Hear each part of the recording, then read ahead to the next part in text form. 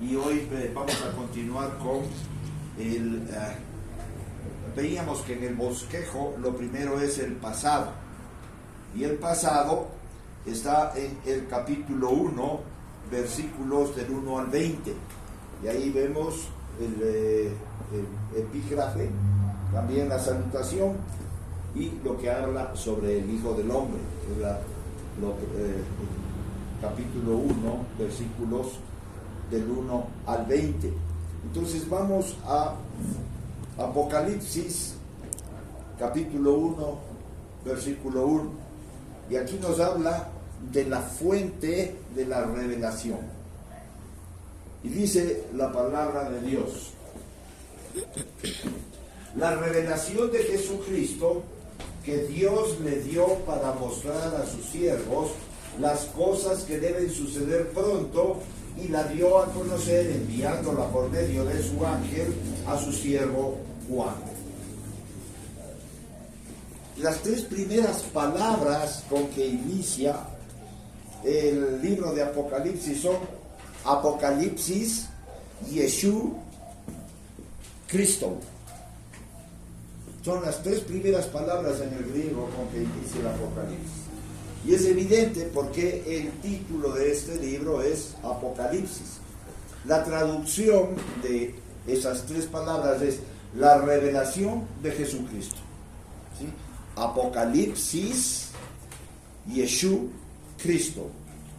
Es la revelación de Jesucristo. Y esta traducción griega viene de la revelación o tomada del verbo apocalipto, que quiere decir descubrir. ¿Sí? Entonces podríamos decir que el Señor está diciendo descubrir a Jesucristo. ¿Sí? Esa es la revelación de Jesucristo. En la Septuaginta, en la Biblia Septuaginta y en el Nuevo Testamento se emplea el sentido especial de una revelación divina. ¿Por qué? Porque Jesucristo es Dios. Entonces, diríamos descubrir a Jesucristo como Dios. ¿Sí? Descubrir a Jesucristo como Dios sería el término de Apocalipsis. Que a veces nosotros nos dicen, bueno, el libro de Apocalipsis, y siempre le vemos como destrucción. Un buen ejemplo en el Antiguo Testamento, en el libro de Amós, vamos a Amós capítulo 3, versículo 7, dice: porque no hará nada Jehová el Señor sin que revele su secreto a sus siervos los profetas. Y si Dios lo dijo, es así. Ciertamente el Señor Dios no hace nada sin revelar a su secreto a sus siervos los profetas. El libro de Apocalipsis es diríamos la realización de esta promesa. ¿Sí? Es la revelación de Jesucristo como Dios. ¿Correcto? También podemos ver que en el Nuevo Testamento este sustantivo es utilizado, guiado por el Espíritu Santo, pero utilizado por Pablo durante 13 veces. Por ejemplo, habla de la revelación del ministerio. Veamos Romanos 16, 25. Entonces, siempre Dios lo que ha querido es revelar. Y en el Nuevo Testamento nosotros vemos para qué vino Jesús. ¿Para revelarnos a quién? ¿Para revelarnos a quién? ¿O para descubrir a quién? A Dios. ¿Sí? A Dios. Dice en el 16:25: y aquel que es poderoso para afirmarnos conforme a su evangelio y a la predicación de Jesucristo, según la revelación del misterio que ha sido mantenido en secreto durante siglos sin fin. Durante todo el Antiguo Testamento estuvo escondido el secreto ministerial de Dios. Y este fue revelado ¿por quién? Por Jesús. ¿Sí? Jesús. Entonces, cuando nosotros leemos que el Apocalipsis es la revelación de Jesucristo, vamos a entender que la culminación de todo lo que Dios creó está contenido en Apocalipsis. Por eso se llama el epígrafe de Apocalipsis. Él recibió su evangelio por revelación de Jesucristo. Estamos hablando del apóstol Juan y también el apóstol Pablo. Es decir, todos los que escribieron el Nuevo Testamento recibieron revelación de Jesucristo. ¿Sí? En el Antiguo Testamento toda la palabra es inspirada por Dios, pero el Nuevo Testamento es la revelación de Jesucristo hombre, lo que Dios hizo por salvar al mundo. Vamos a ver en Gálatas 1:12. En Gálatas 1:12 dice la palabra: pues si no lo recibí, ni lo recibí de hombre, ni me fue enseñado, sino que lo recibí por medio de una revelación de Jesucristo. ¿Sí? Está hablando el apóstol Pablo. Entonces nosotros vemos que todo el Nuevo Testamento, incluido el Apocalipsis, es por revelación de Jesucristo. No ha sido enseñado por ningún hombre. Y pensemos en el apóstol Juan. El apóstol Juan está en la isla de Patmos. Ya vimos que el Apocalipsis es escrito por Juan, ¿no es cierto? No nos queda ninguna duda. Eso ya lo vimos fechas, vimos todo, ¿verdad? Y entonces, el apóstol Juan está en la isla de Patmos, ¿y quién le enseñó? Al apóstol Pedro vemos aquí que no fue enseñado por nadie. Hay quienes dicen que el apóstol Pablo fue enseñado por Pedro y por los apóstoles. Pero miren, dice que no fue enseñado por ningún hombre, ¿sí? Ni me fue enseñado, sino que recibí por medio de una revelación de Jesucristo. Nadie puede entender la palabra de Dios con respecto al conocimiento de Dios. Yo puedo, y en cualquier estrato, ¿sí?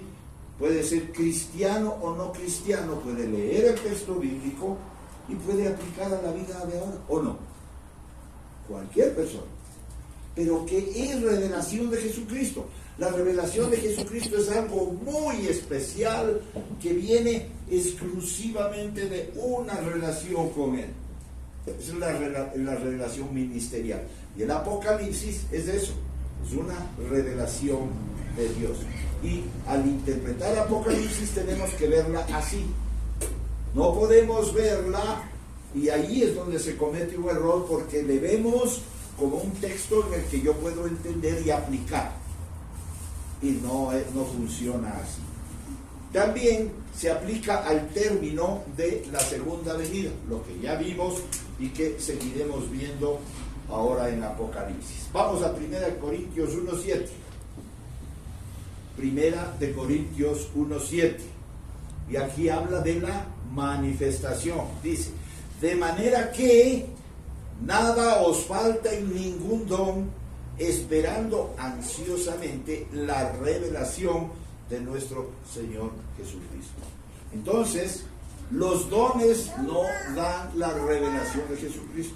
Los dones son un instrumento del Espíritu Santo para mostrar su favor a los hombres. Pero eso no da la revelación de Jesucristo, aun cuando yo tenga el don de ciencia o tenga el don de palabra de conocimiento. Pero la revelación de Jesucristo viene por una manifestación directa del Espíritu Santo a la persona. Segunda de Tesalonicenses 1:7 dice: y daros alivio a vosotros que sois afligidos, y también a nosotros, cuando el Señor Jesús sea revelado desde el cielo con sus poderosos ángeles en llama de fuego. Está mostrando una revelación especial de Dios. En Primera de Pedro 1:7 y versículo 13 dice: para que la prueba de vuestra fe, más preciosa que el oro que perece, aún probado por el fuego, sea hallada, que resulta en alabanza, gloria y honor en la revelación de Jesucristo. Versículo 13. Por tanto, ceñid vuestro entendimiento para la acción, sed sobrios en espíritu, poned vuestra esperanza completamente en la gracia que os traerá la revelación de Jesucristo. Y es por gracia. Y aquí quiero hacer un énfasis. Miren,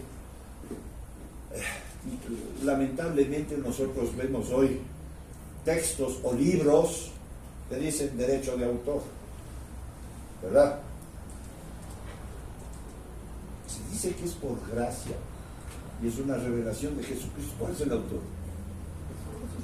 Espíritu Sí, Santo. Espíritu Santo. ¿Y entonces por qué usted pone el derecho de autor? Es autor. Si es que el autor es la persona, yo no quiero leer. Pero si el autor es Dios, ahí sí quiero leer. Y eso es gratuito, ¿o no? Es gratuito. Pero ¿qué hemos hecho en este mundo? Ah, no, pero es que necesitamos. Mire, Jesús nunca quiso tomar la autoría de todo lo que él hacía. Dele la gloria a Dios. Él no se apropió de nada. Pero acá ahora nosotros nos apropiamos de las cosas. La alabanza tiene un precio, ¿verdad? Hacen un concierto y si usted no tiene $1, digamos que cuesta $1, que no cuesta, ¿no? O sea que si usted no tiene $1, no puede ir a alabar a Dios. O sea, ¿qué criterio? ¿Qué estamos haciendo? Y verán que esos conciertos están a full, igual que en el mundo, ¿no? Igual, hacen un concierto en el mundo, hacen un concierto cristiano, igual está de lleno, y ambos cuestan. Pues nosotros vemos que la palabra de Dios dice que nuestra esperanza completamente en la gracia que se os traerá en la revelación de Jesucristo. Alguna vez alguien me decía, mire, si algo yo digo o yo escribo y es de bendición para usted, úselo y divúlguelo, y no necesito que diga tal persona lo hizo. Yo no necesito. Soy de Dios, denle gloria a Dios, porque hay dueños, ahora hay dueños de Biblias, ahora hay dueños de libros. Si dice que es revelación divina, ¿por qué se apropia de algo que no es suyo? Eso es crítico, y eso estamos viviendo hoy en el Evangelio, lamentablemente. Primera de Pedro 4:13 dice: antes bien, en la medida en que compartís los padecimientos de Cristo, regocijaos para que también en la revelación de su gloria os regocijéis con alegría. Y tenemos miedo a los padecimientos, ¿no es cierto? Hablan de sufrimiento y no, eso no es para mí. Y la palabra del Señor nos dice que debemos tener por gozo el compartir los padecimientos de Cristo. Hoy hay una persecución que viene de adentro a la iglesia. Todos sabemos que el pastor John MacArthur está en sus últimos días, le hicieron una operación, no sé cómo estará en este momento su salud, pero hay quienes dijeron, muerto el perro y se acaba la rabia. Mira, ¿qué les pasa? ¿Se puede imaginar? ¿Eso no es persecución? En eso estamos. A veces pensamos la persecución va a venir como les perseguían a los apóstoles, ¿no? Y que la ley. Sí, hay lugares en los que se está haciendo, pero hoy sale de la apostasía, sale de la iglesia. De la misma iglesia está saliendo la persecución a los siervos de Dios. Y yo estoy seguro que MacArthur debe decir, gloria a Dios porque soy partícipe de los padecimientos de Cristo. Y no quejarse, porque a quienes se quejan, o sea, ¿por qué a mí? Pero si le estoy sirviendo al Señor, ¿por qué me pasa esto? ¿Qué es eso? Rebeldía en el corazón. Estos últimos tiempos están marcados por eso, y van a estar marcados por eso. En donde el Señor nos tenga, va a venir eso, la crítica, la persecución, el hablar mal de las personas. Va a venir todo eso porque está escrito y eso no lo podemos evitar. Y el Apocalipsis nos va a mostrar todo eso. En 1 Pedro 4:13 dice, antes bien, en la medida en que compartís los padecimientos de Cristo, regocijaos. Y ese es el punto, debemos regocijarnos, no quejarnos. Aquí la revelación es el develamiento de los misterios divinos. Misterios que han estado guardados solo en el Señor, van a ser revelados en Apocalipsis. Alguien en alguna ocasión decía, ¿quieren saber el momento que vivimos? Ahora Apocalipsis es como estar abriendo el periódico. Y es así, eso es lo que estamos viviendo.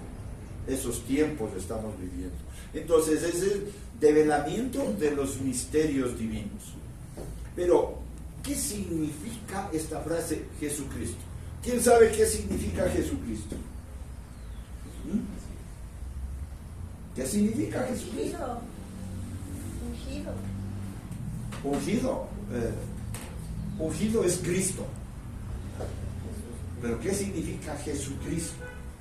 Algunos eruditos la han tomado como un genitivo objetivo, es decir, Jesucristo está siendo revelado.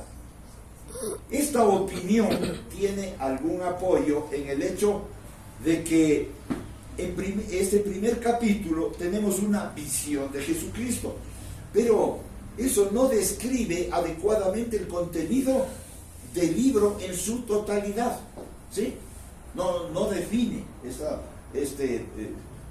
esta palabra Jesucristo. En segundo lugar, se puede tratar como el genitivo de posesión. Esto es, la revelación pertenece a Jesucristo. ¿Cuál es el genitivo objetivo? Lo acabo de decir. ¿Cuál es el genitivo objetivo? Revelación de Jesucristo, ¿no es cierto? Y el genitivo de posesión es, esta es la revelación que pertenece a Jesucristo.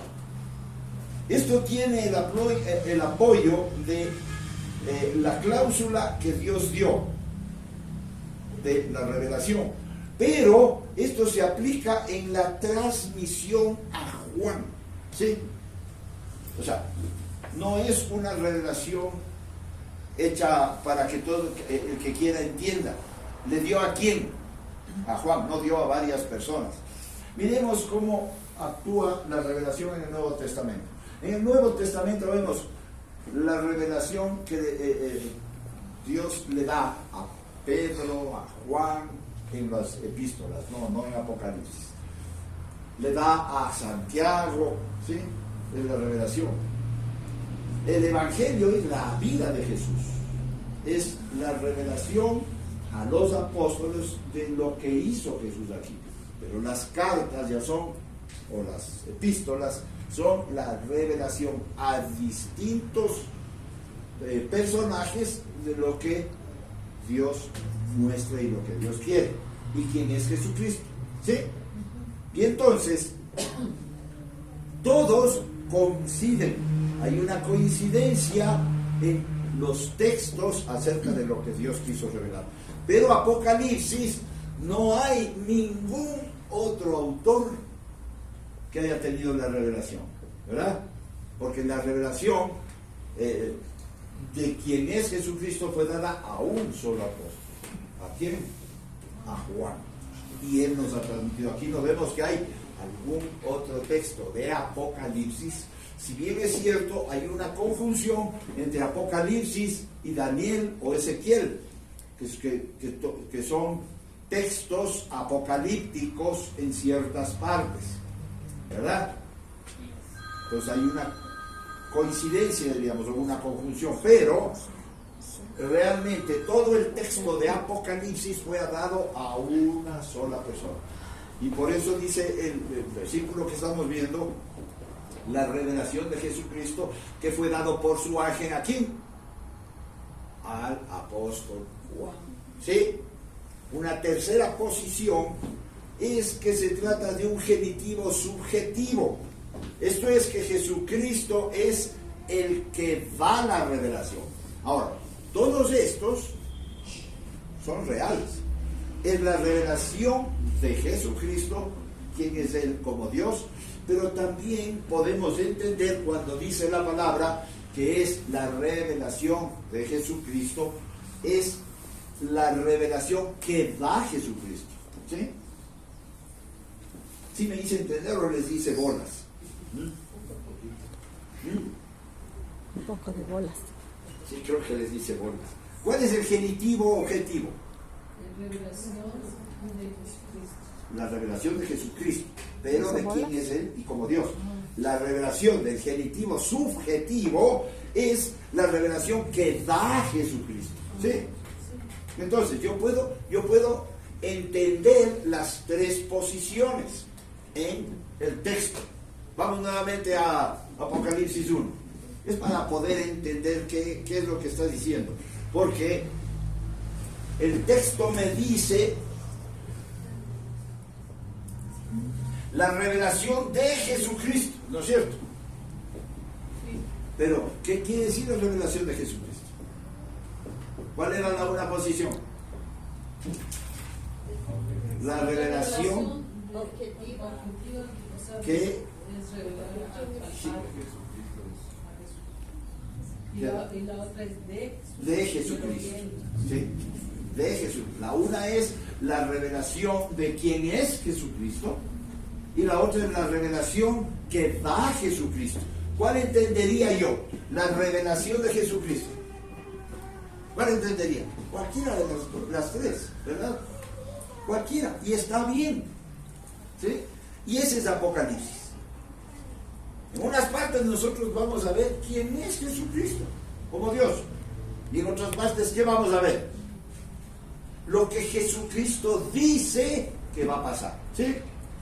Eso es, o sea, si yo no tengo esa visión de quién es el que me da la revelación o de qué se trata la revelación, no voy a poder hacer la explicación de Apocalipsis en todo su contexto.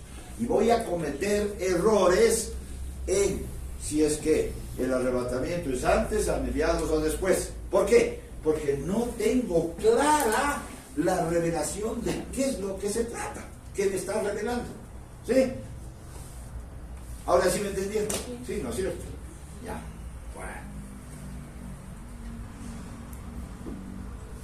¿Y cuál de ustedes creerían que sería la preferible dentro de las tres posiciones? ¿Cuáles creen que sería? Les voy a leer el comentario de Linsky. Dice, el genitivo es subjetivo, Jesucristo hizo esta revelación. En el comentario de Phillips, ilumina el punto traduciendo la cláusula, esta es una revelación de Jesucristo. Entonces, es mejor dejar de lado el verbo, como lo hace el griego, porque ustedes no ven revelación de Jesucristo y no omite el griego, y hace de este un título de libro, Apocalipsis. ¿Sí? Apocalipsis. Entonces, en el título del libro no vemos que dice Apocalipsis o Apocalipsis Yeshua Cristo. ¿No es cierto? En el griego dice Apocalipsis. ¿Por qué? Según Phillips, la traducción de Phillips, o diríamos, la interpretación a través de Philip dice que es la revelación de Jesucristo, lo que Jesucristo quiso revelarnos. Entonces, la fuente de la revelación era, ¿quién diríamos que es la fuente de la revelación? La revelación de Jesucristo. ¿Quién es la fuente de la revelación? Jesucristo, Dios. ¿Sí? Jesucristo, Dios el Hijo. No Jesucristo hombre. ¿Sí? Es Dios revelándonos la palabra. En el comentario de Switcom, él dice, el Padre es revelador primario, el Hijo el medio por el cual la revelación pasa a los hombres. Y a mí me encanta porque esa es la realidad, es la revelación del Padre transmitida por el Hijo. ¿Qué decía Jesús? El que me ha visto a mí Ha visto al Padre. Nadie puede conocer a Dios, nadie. Los judíos tienen la Torá, tienen la Biblia y no le conocen a Dios. ¿Por qué?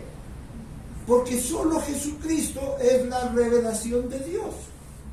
Entonces, ¿qué es Apocalipsis? Es la revelación de quién es Dios en su esencia y en su santidad, que provoca un fin del mundo con todos los juicios dados a la iglesia y al mundo.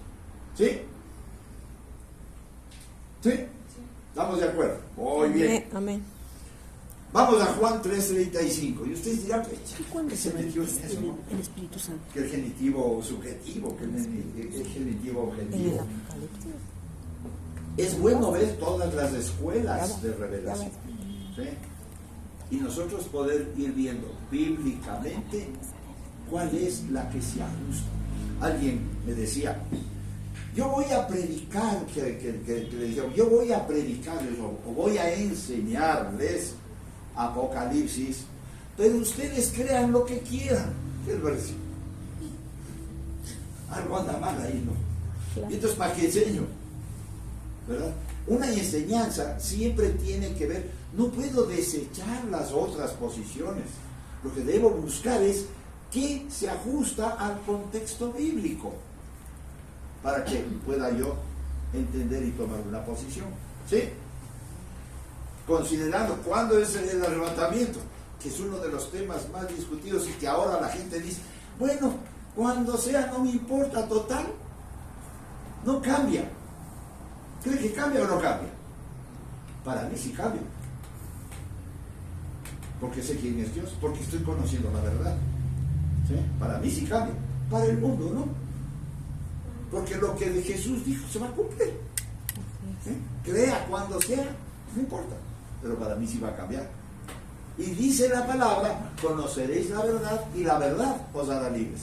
Si no conozco la verdad, ¿qué pasa?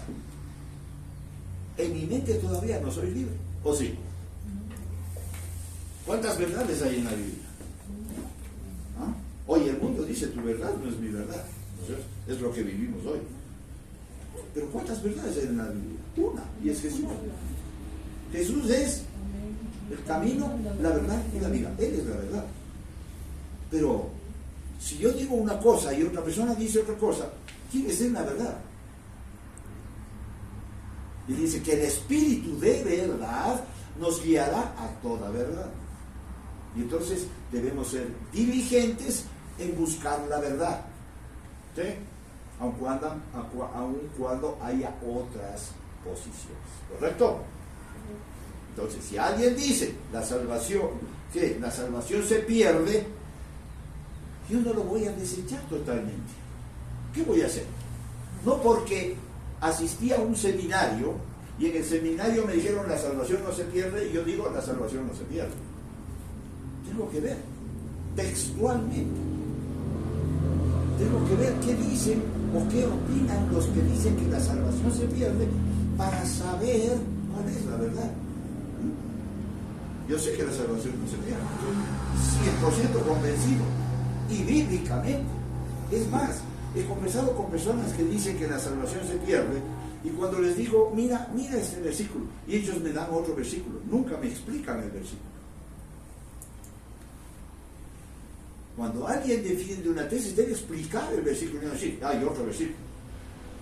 Y por ejemplo, conversaba con un pastor, y no le quiero denigrar ni mucho menos, y hablábamos sobre el pastorado de la mujer. Y entonces yo le decía, mira, en tu denominación hacen pedazos a un versículo.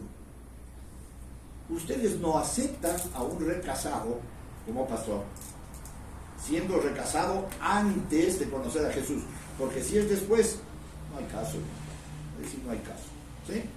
Pero si es recasado antes de conocer a Jesús, sí puede pastorear, y ustedes no lo aceptan, porque no aceptan a él.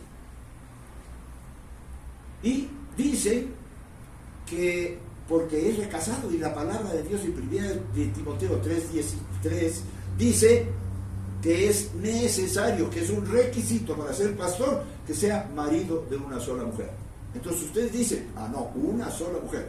No aceptan un recasado desde antes, pero si antes era como Pablo era asesino, y llegó a ser apóstol, hermano. Pues si yo voy a eso, yo a Pablo le desecho. Pero ya cuando conoció a Cristo, si él hubiera matado a alguien, estaba afuera, ¿verdad? Si yo ahora caigo en adulterio, yo no soy apto para el ministerio, yo tengo que dar paso a un lado. ¿O cree que no? Porque eso dice la Biblia, hermano. Entonces no necesito que alguien venga y me diga, pastor, tú has caído en pecado, chao.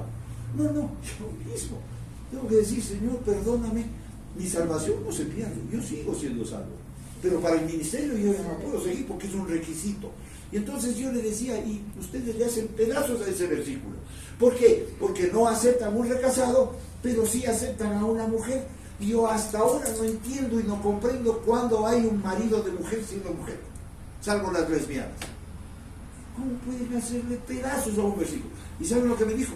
No, pero es que hay otros versículos. Le dije, o sea que un versículo elimina a otro.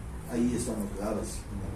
Ningún versículo elimina otro versículo. Ninguno. En toda la Biblia. Entonces, ¿qué es lo que tengo que hacer? Si hay alguna parte en que se me hace difícil, como por ejemplo, Dios no es hombre para que mienta, ni hijo de hombre para que se arrepienta. Dice la palabra. Y le dijo a Moisés, me arrepiento de haber hecho al ser humano. Entonces, ¿qué pasó? Es que la Biblia tiene errores. Debo entender qué quiso decir Dios. Y Dios le estaba diciendo a Moisés, me duele en el corazón haber hecho al ser humano. Y por ese dolor, Él se hizo hombre para rescatar al ser humano. Eso es lo que pasó. Eso es lo que dijo. No es que, no, Dios se equivocó, Dios acá dice que no es. Debo ver qué es lo que está diciendo Dios. Debo explicar el versículo, pero no saltarme, ¿no?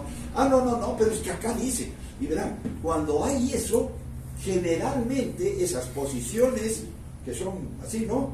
Y dicen, no, pero es que acá dice, pero es que acá solo sacan versículos, pero explique el versículo, ¿qué quiere decir? Entonces, eso es lo que queremos hacer ahora, ¿sí?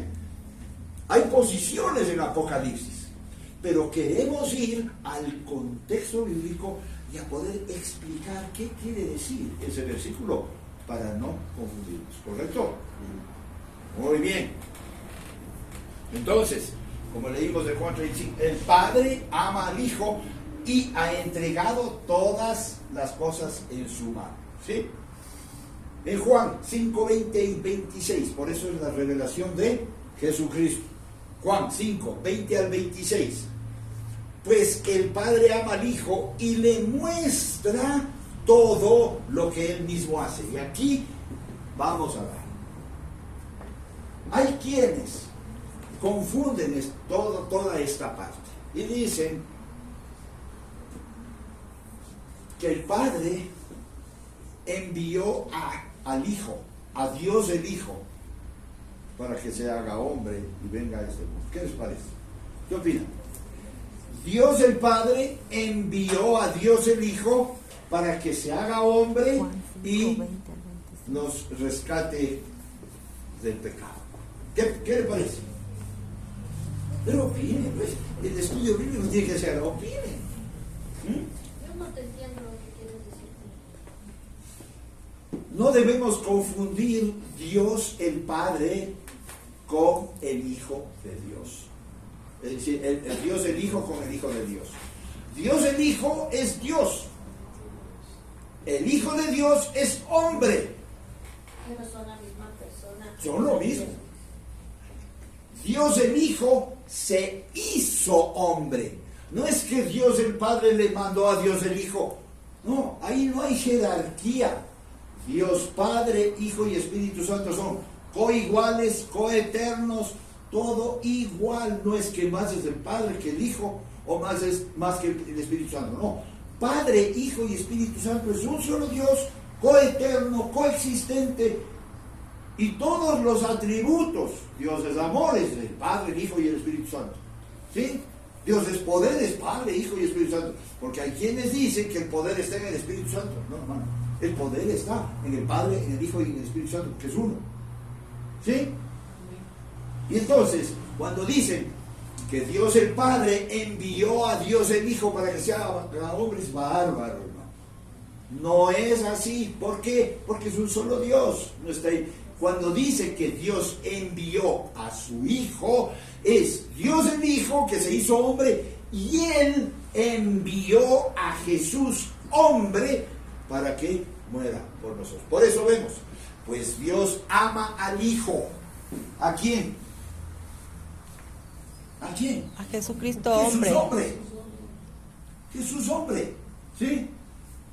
Dios ama al Hijo y le muestra todo lo que Él mismo hace. Y aquí está el punto crítico. Si dice que le muestra... Es que está colgado. Y dice que le muestra todo lo que hace. O sea que Dios el Hijo no sabía lo que hacía el Padre. ¿Qué le parece? Qué terrible, hermano. ¿Ah? ¿Sí o no? Pero Dios el Padre, perdón que me interrumpa, Dios el Padre manda a Dios el Hijo. Es el mismo Dios. Es el mismo Dios. O sea, Dios Padre. Dios Padre, Hijo y Espíritu Santo es uno solo y se hizo hombre. Y como hombre, Dios le envió al hombre, a Jesús, que es el Hijo de Dios. Jesús hombre, porque Él es hombre. Porque si fuera Dios no hubiera podido morir. A Dios nadie le puede matar. Si fuera Dios, no hubiera podido sangrar. Si fuera Dios, todo lo sabe, todo lo conoce. Y en este texto vemos que dice, pues el Padre ama al Hijo y le muestra todo lo que Él mismo hace. O sea que el Hijo no sabía lo que hacía el Padre. Si fuera Dios el Hijo. ¿Sí? Dios el Hijo sabe todo, porque es omnisciente. Es un misterio que no llegaremos a comprender, pero lo aceptamos porque es una verdad de Dios. Claro, es un misterio, pero si queremos un poquito entender, nosotros fuimos hechos a imagen de ¿quién? De Dios. Dios es Padre, Hijo y Espíritu Santo, trino, porque es divino. ¿Cómo soy yo? Espíritu, alma y cuerpo. Espíritu, alma y cuerpo, somos a imagen de Dios. ¿Sí? Yo no soy tres diferentes, soy uno, pero en tres personas. ¿Sí? Soy tripartito. Entonces un poquito querer entenderle a Dios, porque muy difícil entender a Dios. ¿Qué tengo que hacer? Aceptar lo que la palabra dice, pero sí entender la verdad de que Dios el Padre no es más que Dios el Hijo, son iguales. ¿Sí?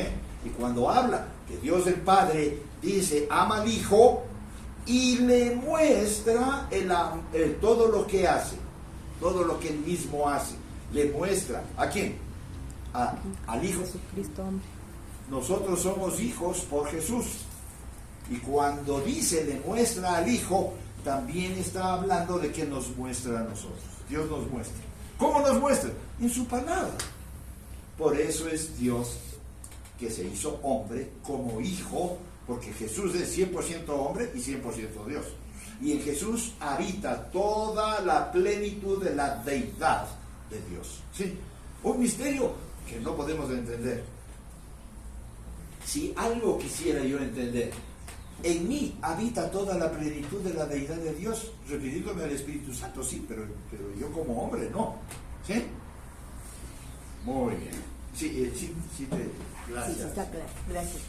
Porque así como el Padre levanta a los muertos y les da vida, asimismo el Hijo también da vida a los que quiere. Qué interesante. El Hijo da vida a los que quiere, Jesús.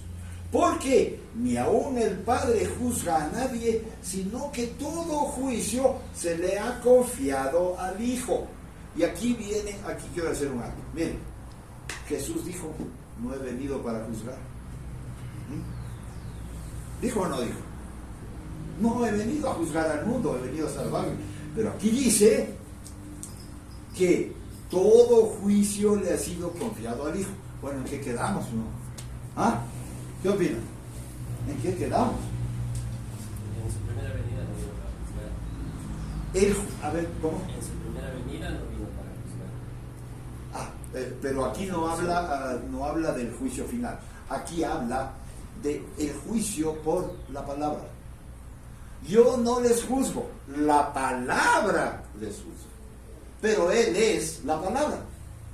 ¿Sí? Entonces, ¿quién me juzga a mí? La palabra que está escrita y que yo no hago. ¿Verdad? Sí. No, pero vino a dar la claridad de la ley, que decía incluso, correcto, si oíste que fue dicho, si ojo por ojo, diente por diente, más claro, yo digo que el que mira más, al que se enoja con su hermano, pues es causa de muerte. Claro. Y sí fue juicio, porque al final estaba diciendo esto está bien y esto está mal, que es realmente lo que es el juicio. Claro, es la palabra la que me juzga, no Jesús. Jesús vino a salvar al mundo, no juzgar. Él vino a salvar. Pero en su venida viene como rey. Pero tampoco viene a condenar a nadie. Julita, ¿no será entonces que dice, Él no vino a juzgar al mundo como hombre, pero sí lo juzga como Dios? Claro, exacto. Como hombre no vino a salvar como... Correcto, muy bien, Cari. Pero como Dios vino a juzgar, ¿por qué? Porque la palabra escrita es la que le juzga, y es Jesús, es el Hijo. Muy bien, Cari. Entonces, podemos diferenciar, que es difícil. En una ocasión, con el grupo de pastores, hacíamos una práctica y decíamos, a ver, veamos, ¿cuándo está hablando Jesús como hombre y cuándo está hablando Jesús como Dios? Y esa es una parte, ¿no? Y, por ejemplo, no he venido a salvar no he venido a condenar al mundo, no he venido a juzgar al mundo, sino a salvarlo. Está hablando como hombre, ¿sí?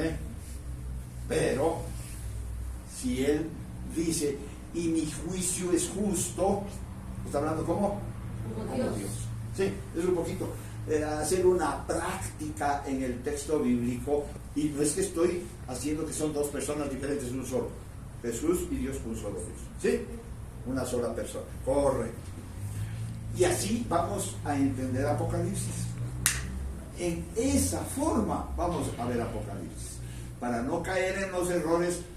Y como les decía, hay tres escuelas. La que dice que es antes de la tribulación, la que dice que es en la mitad de la tribulación y la que dice que es al final. Bueno, ¿en cuál me quedo? Vamos a ver lo que la Biblia dice en esta forma. Ir analizando y viendo de dónde viene el texto bíblico y qué versículo lesiono si yo cojo esa interpretación. ¿Correcto? Muy bien. El que no honra al Hijo, no honra al Padre que lo envió. Está haciendo diferencia entre Padre e Hijo, ¿o no? Sí. Entonces ya no es un solo Dios. ¿De quién está hablando? Del hombre, ¿no es cierto? Que dice, no honra al Hijo, no honra al Padre. Pero si yo honro a Dios, es Dios, ¿sí? Entonces habla del hombre. En verdad os digo, el que oye mi palabra y cree al que me envió, tiene vida eterna y no viene a condenación, sino que ha pasado de muerte a vida. En verdad os digo que viene la hora, y ahora es, cuando los muertos oirán la voz del Hijo de Dios, y los que oigan vivirán, porque así como el Padre tiene vida en sí mismo, así también le dio al Hijo tener vida. Aquí nos está hablando de qué pasa, y Cari preguntó hace 15 días creo, ¿qué pasa con los que murieron antes de Jesús? ¿Sí? Y dice el texto bíblico, y voy a volver a leer, en verdad os digo, que el que oye mi palabra y cree al que me envió, tiene vida eterna. ¿Para quiénes? Para todos, ¿no es cierto? Todo ser humano, antes y después. Y no viene a condenación, sino que ha pasado de muerte a vida. En verdad os digo, que viene la hora, y ahora es, cuando los muertos oirán la voz del Hijo de Dios. ¿Cuáles muertos? Antes de Jesús. No puede hablar de los muertos futuros. ¿De qué muertos está hablando? A ver, nosotros ya oímos la voz de Dios. Con el Evangelio Estábamos muertos. ya oímos. Y no estamos muertos. Pero estábamos muertos. Estábamos muertos en delitos y pecados. Pero aquí habla de los muertos físicos. Aquí no está hablando de los muertos espirituales. Nuevamente, vendrá la hora cuando los muertos oirán la voz del Hijo de Dios, y los que oigan vivirán, porque así como el Padre tiene vida en sí mismo, así también le dio al Hijo tener vida en sí mismo. En Juan 7:17 dice, Jesús entonces les respondió y dijo, mi enseñanza no es mía, sino del que me envió. ¿Se pueden imaginar? Está hablando hombre. Mi enseñanza no es mía. Yo como hombre puedo decir, mi enseñanza no es mía, es la de Dios, la que está en la Biblia. Lo está diciendo Jesús. Y si Jesús está hablando como Dios, entonces Jesús es subalterno de Dios. ¿Sí o no? Porque él dice, mi enseñanza no es mía, pero la enseñanza de Dios es uno. Es decir, el Padre y el Hijo tienen la misma enseñanza. ¿Quién es el que no tiene la misma enseñanza? El que necesita recibir la enseñanza. ¿Quién? Jesús hombre. Porque como hombre, como nosotros, necesita recibir la enseñanza de Dios. ¿Sí? En Juan 8:28 dice, por eso Jesús dijo, cuando levantéis al Hijo del Hombre, entonces sabréis que yo soy y que no hago nada por mi cuenta, sino que hablo cosas como el Padre me enseñó. Nuevamente, se estaba hablando de Dios Hijo. ¿Cómo es que fue enseñado por Dios el Padre? Una locura, ¿no? Si Jesús dice, el que me ve a mí, ¿ha visto? Al Padre, sí, uno solo, ¿verdad? Pero acá está diciendo que Él da la enseñanza que recibió de Dios, porque Dios le enseñó. Es Jesús hombre. ¿Sí? Sí. Muy bien, tenemos claro. Ahora, aquí quiero hacer un alto porque veo que todavía no. Esto de los muertos. A ver. ¿Qué pasó cuando Jesús murió? Esto ya lo dijimos del regreso de Jesús. ¿Qué pasó cuando Jesús murió? Dice que se rompió el velo, ¿no es cierto? Hubo terremoto, hubo tinieblas. Y se abrieron los sepulcros y muchos salieron. ¿Sí? Y también dice la palabra que Jesús bajó a las partes más profundas de la tierra a predicar a los espíritus encarcelados. ¿Sí? ¿Sí, no es cierto?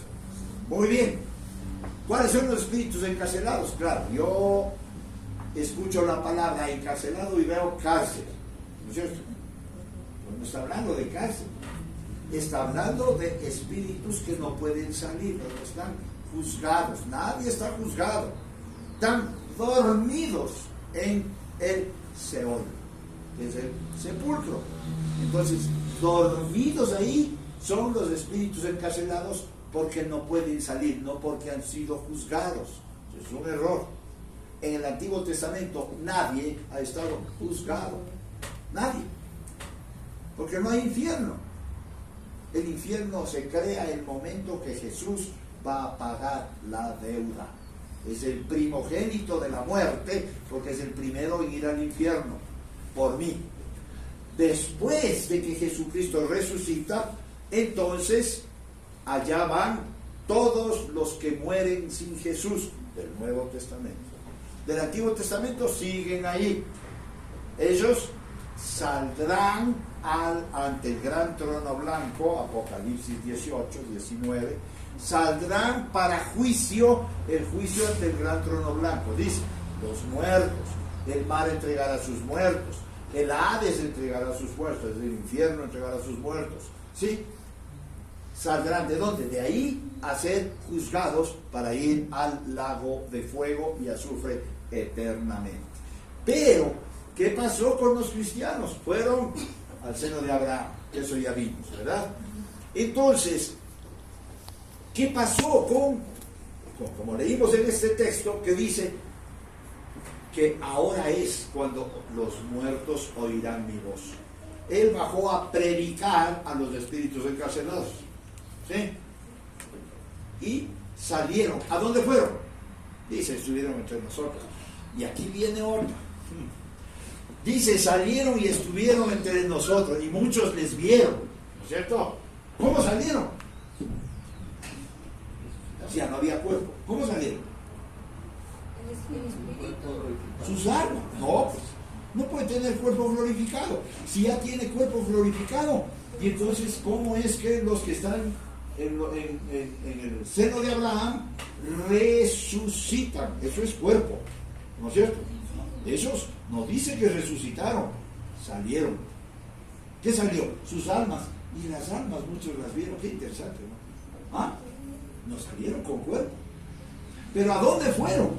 Porque no es que se quedaron a vivir aquí. ¿A dónde fueron? Al seno de Abraham, para estar junto con nosotros. Por eso, nadie se queda fuera. Nadie. Ni del Antiguo Testamento. No entendí, Julito, pero es que, a ver, si ya están en el seno de Abraham, son los que no es que aceptaron a Cristo, porque todavía Cristo no existía, ¿no es cierto? Son los que murieron antes de que Cristo viniera a salvarnos, ¿no? Y los que estaban, los que se supone que nunca, que no creyeron en Dios, ¿no? Se fueron al Seol. No. Bueno, sí, al Seol. Todos están en el Seol, creyentes y no creyentes. No, me dijiste el seno de Abraham. El seno de Abraham no. Después de que Jesús muere. Antes ninguno. Pero en el seno de Abraham estaba en la parábola, en lo que citó Jesús, el hijo de Lázaro. Estaba en el seno de Abraham. Y Jesús todavía no moría. No, es una parábola de profecía, es decir, a futuro, post muerte de Jesús. Eso no pasa en nada, porque nadie se puede salvar sin Cristo. Nadie. Ya. Entonces, antes de Cristo, digamos así, todos los que morían, todos, como quien dice que eran que creían en el Dios Padre, porque en ese rato no había Jesús. Y todos los que creían y los que no creían iban al Seol. Todos. Y ahí Cristo baja, les predica y ahí suben al seno de Abraham los que creyeron, que son los que mostraron esa vida. Entonces, obviamente la Biblia no habla de las personas, ¿no? Eso sabremos en ese momento, pero aparentemente, por ejemplo, Caín se fue al infierno, o él se quedó ahí en el Seol, y Abel salió, ¿sí? Es lo que podemos entender. ¿Por qué? Nadie estaba en el seno de Abraham. ¿Por qué? Porque Jesús dice, en la casa de mi Padre muchas moradas hay. Voy a preparar lugar. Entonces nadie había ahí para vosotros. Y en ese lugar no puede estar solamente los que hemos muerto en Cristo, sino los que Jesús fue a predicar, que son los santos del Antiguo Testamento. Abraham, Isaac, Jacob, todos esos. ¿verdad? Sí, podemos entender eso. Ahorita sabe que Samuel sí regresó esa vez que le... Qué bueno. Samuel, cuando invoca a Saúl a Samuel, se le presentó un demonio. No fue Samuel, porque nadie viene de allá. ¿Sí? Lean todo el texto y ustedes van a ver que O sea, nadie viene de allá, pero las almas sí vinieron después de que Cristo fue a predicar. en ese momento salieron. Por eso son espíritus encarcelados que no pueden salir de su lugar. ¿Sí? Entonces, predica Jesús y las almas que aceptaron van a dónde? Al seno de Abraham, y van a estar junto con los que mueren en Cristo. Por eso, todos los que nos antecedieron están en el seno de Abraham. Y cuando el arrebatamiento, nosotros somos transformados en el cuerpo, subimos y junto con ellos, en un momento tan, debe ser, pero exacto, en concordar, y todos juntos en las nubes a esperar a Jesús. ¿Sí? Eso lo vimos en la segunda venida de Cristo. Correcto, pero quise ahondar en eso porque Y Enoc, Elías y Abraham. ellos no murieron. Elías y Moisés no murieron. Y Enoc. No. Ese es un gran misterio. Enoc, ¿qué pasó con Enoc? No sé, Señor. Lo veremos allá. Pero Moisés, eso después algún rato para hacer un estudio, porque Moisés sí dice que el Señor enterró el cuerpo de Sí, en el hebreo es sobrehijó, que quiere decir lo recogió. ¿Sí? Lo traducen como enterró. Puede Pero ser como que por la eso dice, levantó. y por eso dice el texto, nadie conoce el lugar, nadie encontró. Igual a Elías, cuando fue arrebatado, dice, y nadie encontró el lugar. ¿Por qué? No hay un lugar físico donde esté enterrado. De No, todo porque- ser humano, hasta de Jesús, hay. Porque bueno, Enoc también fue arrebatado. Claro. Pero dice que, bueno, Moisés y Elías van a venir a morir. Pero Claro, Enoc, porque ellos se presentaron ante los apóstoles, ¿no? Y ellos dijeron, son Elías y Moisés. Y Jesús no les dijo, no, están mal, es Elías y no. Elías y Moisés. ¿Sí? Así que eso es textual. Y son los dos testigos que van a venir y que van a morir en la plaza de Jerusalén. Y dice, el uno tendrá poder para que deje de llover en la tierra 3 años y medio. ¿Quién? Elías. Y el otro tendrá el poder para transformar las aguas en sangre. ¿Quién? Moisés. ¿Sí? Bueno, ya eso veremos cuando veamos la muerte de los dos testigos aquí en Apocalipsis. Si quise hacer un alto nada más. Hecho. Sí. Ahora, el propósito con el cual Dios dio esta revelación a Jesús, porque le da a Jesús como hombre, fue que este último pudiera manifestar a sus siervos las cosas que han de suceder pronto. Eso dice la Biblia, ¿no es cierto? Recuerden las tres posiciones. Dios le da la revelación a Jesucristo para que Él muestre, es la revelación de Jesucristo. Y la otra es la que Jesucristo le da a Juan, que las posiciones las aceptamos todas. ¿Sí? Muy bien. La palabra para siervos es doulos, que significa propiamente esclavos, que Dios dio a sus esclavos. Somos esclavos de Cristo. ¿Qué es el esclavo? ¿El esclavo tiene voz y voto? No. ¿Y por qué a veces nosotros nos atrevemos a opinar de Dios? ¿Y por qué Dios permite que haya sufrimiento en la tierra? ¿Por qué Dios permite que los niños mueran en el África? ¿No es cierto? ¿Qué muestra eso? ¿Qué muestra? ¿De dónde viene? Del maligno, de rebeldía contra Dios. Porque somos esclavos. Y el esclavo acepta la orden de su amo tal y como la dice. No discute. El que discute es porque hay diríamos, rebeldía en su corazón. ¿Sí? Y la rebeldía viene del enemigo y viene de este ser caído. ¿Sí? Así que no refute jamás lo que la Biblia dice. A veces esos conceptos humanos, a veces el razonamiento nuestro nos hace dudar de lo que Dios dijo. Y el momento que nosotros vamos a estudiar Apocalipsis, que es revelación de Jesucristo, nosotros debemos aceptar tal y como el Señor dice, y no decir, ¿y por qué? No me parece. No me parece. Así sabe decir. Hay algunas posiciones, porque, y voy a entrar antes de llegar a ese punto. Miren, algunos dicen que en ese periodo muchos se van a salvar. Ese es un razonamiento humano. Y dicen, ¿y cómo un Dios tan grande, ¿no?, va a ser y tan amoroso va a permitir que no se salven en ese tiempo de la tribulación? En la tribulación se salvan solo judíos.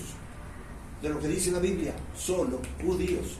Lo otro es un discernimiento de nuestra, misericordia humana, ¿no es cierto? No, hermano, lo que dice, la oportunidad es esta. Así que si usted oyó la voz de Dios, hoy es el día. Y si no, diríamos, aténgase a las consecuencias. ¿Sí? Y peor si no es judío, ¿no? Pero quiero leerles el comentario de Simcox, que hace una advertencia contra la interpretación de este término moderno de sentido occidental. ¿Cuál es el término moderno del sentido occidental? Nosotros vemos la Biblia desde nuestra concepción occidental, el razonamiento que de nuestra vivencia, que es diferente al judío. ¿Sí? El judío tiene otra concepción.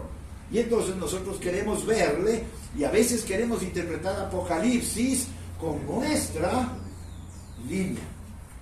Y dice, en el oriente, refiriéndose a Lucas 15:17, los siervos adquiridos por un precio estaban encima, no debajo de los asalariados. Es un concepto occidental, no de ese tiempo.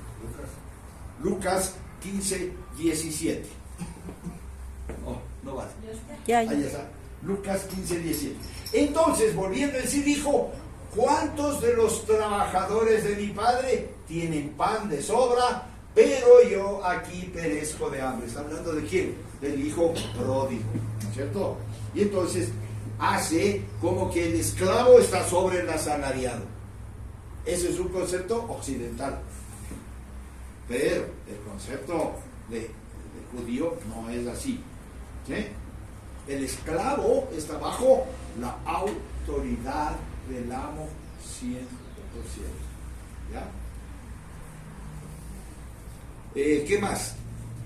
La palabra dei es sumamente significativa, y Charles escribe, en el comentario de Charles, dice, el dei no denota meramente la pronta consumación de las cosas, sino el cumplimiento absolutamente seguro del pronóstico divino. Es decir, la palabra dei no quiere decir que ya es el que se acabó, sino es el cumplimiento exacto de lo que Dios dijo que va a pasar.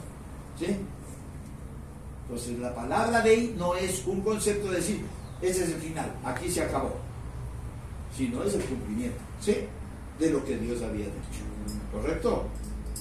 Otro término importante es el tachei, no es chi, el tachei. Y el mismo Charles comenta y dice que este cumplimiento vendría pronto. Ha sido siempre una expectación de toda profecía y apocalipsis. Ahora, cuando Jesús dice yo vengo pronto, porque ese es el tema de Apocalipsis, dice en el capítulo 1 y en el capítulo 22, yo vengo pronto. Y ese es el tema, vengo pronto. Y lo dijo hace, ¿cuántos años? En el año 95 después de Cristo, que está escrito Apocalipsis. Yo vengo pronto. Entonces, el yo vengo pronto, nosotros como el pronto es mañana, pasado o máximo, ¿no? Pero ha pasado ¿cuánto? ¿Cuánto ha pasado? 2000 años posible. Ahora, la fecha exacta no está definida. Sabemos que estamos en los últimos tiempos, desde que pasamos el año 2000 ya estamos en una cercanía, porque recuerden, estamos viviendo el calendario romano, no el calendario judío, y el calendario judío también tiene muchas cosas que no son exactas, porque incluso ellos le cambiaron el primer mes del año. Antes era el mes de Nisan o el mes de Aviv, como lo estableció Dios. Ellos le pusieron el nombre de Nisan y ellos celebran ahora el principio de año. En este mes de septiembre acaban de celebrar el comienzo del año. ¿Sí? Cambiaron totalmente. Entonces, tener un año exacto no tenemos. Según el calendario judío estamos en el 5800. 5000. Gracias. 5.980 y pico, ya, 83, 85, no sé. Entonces, según el año judío, faltan unos 12 años, unos 14 años. Según el año, según el calendario romano, estamos pasados 24 años, ¿no es cierto? Al regreso de Jesús. Pero el regreso de Jesús será 7 años antes, es decir, el cumplimiento de 5.993 años. Porque tiene que venir el tiempo de tribulación, son 7 años, para que sea el 6000 cuando regresa Cristo, ¿correcto?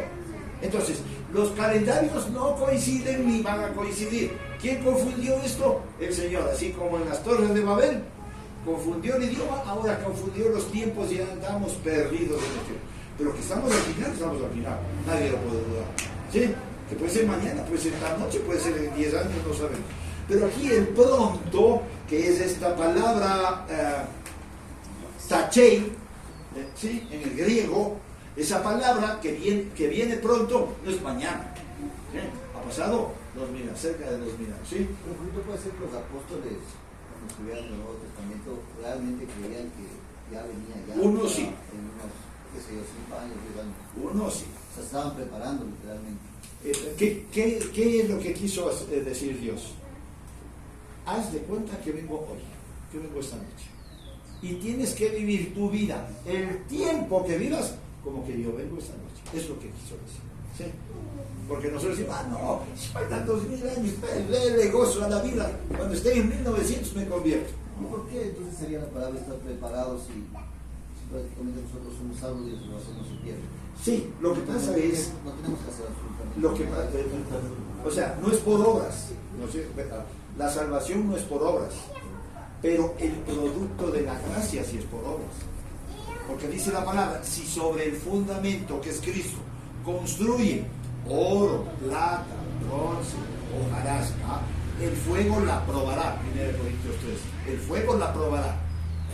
Y recibirán recompensa, es decir, nosotros tendremos en el juicio ante el tribunal de Cristo recompensa por la obra, que no tiene que ver con el pecado ya lo pagó Jesús. ¿Sí? En ese rato van a ser juzgadas las obras. ¿Qué es lo que hice yo? ¿Sí? Y ahí tiene que ver mucho la iglesia. ¿Para qué Dios hizo una iglesia? Eso es obra. Y dice, el que hizo hojarasca se quemará y sufrirá pérdida, aunque se es salvo. ¿Sí? Entonces es un juzgamiento para recompensa. Yo en lo personal quiero recibir la mayor de las recompensas. Aquí en la vida nos esforzamos por tener trofeos. Sí. El jugador de fútbol quiere tener el balón de oro, ¿no es cierto? Quiere ser el mejor. En una competencia quiere tener la medalla de oro. La medalla de plata, hasta los argentinos orgullosos se sacan, ¿no? Y no estoy en contra de los argentinos, pero es el orgullo. Estoy hablando del orgullo, no de las personas, del orgullo. Se saca como que no vale, ¿no es cierto? Es decir, solo vale el oro. Piense, ¿qué quiere el arte de Jesús? Ahí sí deberíamos tener ese orgullo argentino. Yo quiero el oro, no me conformo con la plata. No se va a conformar con la plata. No se conforma, quiere el oro. Y eso, a lo mejor aquí hay sufrimiento, porque me cuesta. ¿Ustedes creen que no sufre una persona que se prepara, como los grandes futbolistas que dejan muchas cosas de su vida, renuncian a muchas cosas, por llegar a ser el mejor. Pero eso lo hacemos los cristianos. Deberíamos renunciar a todo por ser los mejores y por llegar allá y tener lo mejor allá. Esforzarnos por ese gozo que vamos a tener allá, porque sabe algo, de aquí a ese momento, a nosotros no viviremos más de 70 años, yo al menos 20, 30, qué sé yo, como mucho. Una persona que nace no vive más de unos 80 años, y allá voy a llegar a eso y es toda la eternidad. Yo quiero tener una recompensa. Así que pensemos en eso. Pensemos todo lo que el Señor nos ofrece. La misma frase ocurre en Lucas 18:8 y que Sincox lo dice. Estos últimos pasajes sugieren que el objeto de esta palabra es asegurarnos la dispensación práctica de Dios a cumplir sus promesas, más bien que definir algún límite de tiempo para su cumplimiento. ¿Sí? ¿Cuál es el objetivo? En que se va a cumplir. En lugar de poner un límite de tiempo. El tiempo para Dios es un tiempo eterno. Nosotros el que hacemos tiempo. Pero nosotros vivimos pendientes del tiempo y no del objetivo, ¿o no? Estamos interesados, ¿cuándo va a ser el arrebatamiento? No me preocupo cuándo, debo preocuparme que si estoy preparado para que en ese arrebatamiento yo recibir la recompensa. Ese debe ser mi propósito. Puede ser esta noche, puede ser en un año, puede ser en 5. ¿Sí? A eso es lo que se refiere. Vamos a quedar ahí.